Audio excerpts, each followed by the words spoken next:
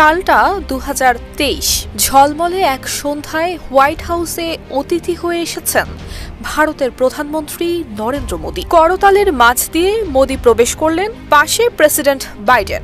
এ যেন দুই গণতন্ত্রের বন্ধুত্বের নিখুঁত এক প্রদর্শনী। তবে কে জানত এই আলোর রোশনির আড়ালেই জমেছিল এক অস্বস্তির বার্তা। একই দিনে সাবেক মার্কিন প্রেসিডেন্ট বারাক ওবামা এক সাক্ষাৎকারে বলে বসলেন, ভারতে যদি মুসলিম সংখ্যালঘুদের অধিকার নিশ্চিত করা না হয় তবে একদিন দেশটি টুকরো টুকরো হয়ে যাবে। এই বিস্ফোরক মন্তব্য শুধু রাজনৈতিক মহল নয়, বিশ্ব মাধ্যমকেও নাড়িয়ে দিয়েছিল সে সময়। ওবামা কেবল একজন সাবেক প্রেসিডেন্ট নন, তিনি মোদীকে ব্যক্তিগতভাবেও চেনেন। তাই তার এমন সতর্কবার্তা নিছকই মতামত নয়, বরং এক গভীর কূটনৈতিক বার্তা।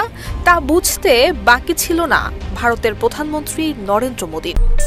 আরে কাট আপ কেনাকাটা লেভেল আপ করতে এলো cart up. Best deals, authentic products আর ফাস্ট ডেলিভারি পেতে ডাউনলোড করুন কার্ট আপ অ্যাপ। ওই দিনই বাইডেনের হাতে পৌঁছায় যুক্তরাষ্ট্রের ৭৫ জন কংগ্রেস সদস্যের স্বাক্ষরিত একটি চিঠি, যেখানে মোদীর সঙ্গে আলোচনায় মানবাধিকার এবং ধর্মীয় স্বাধীনতার বিষয়টি জোর দিয়ে তোলার আহ্বান জানানো হয়। বাইডেন এবং মোদী তখন যৌথ সংবাদ সম্মেলনে একে অপরের গণতান্ত্রিক ঐতিহ্যের প্রশংসায় ব্যস্ত।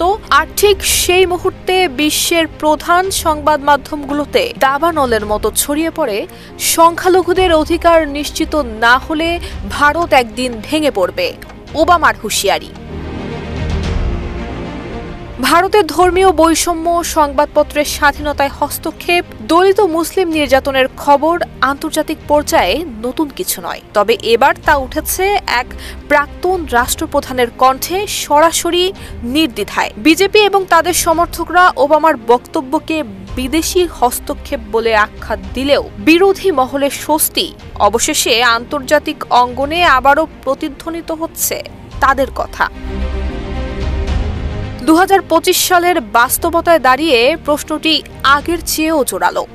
ভারতের অভ্যন্তরীণ বিভাজন, সংখ্যালঘুদের উপর নিপীড়ন এবং প্রতিবেশীদের সঙ্গে টানাপোড়েন কি সত্যিই দেশটিকে টুকরো টুকরো করে দেবে? ওবামার সেই বাক্য এখন যেন ভারতের রাজনৈতিক বাতাসে এক অনিবার্য প্রতিধ্বনি।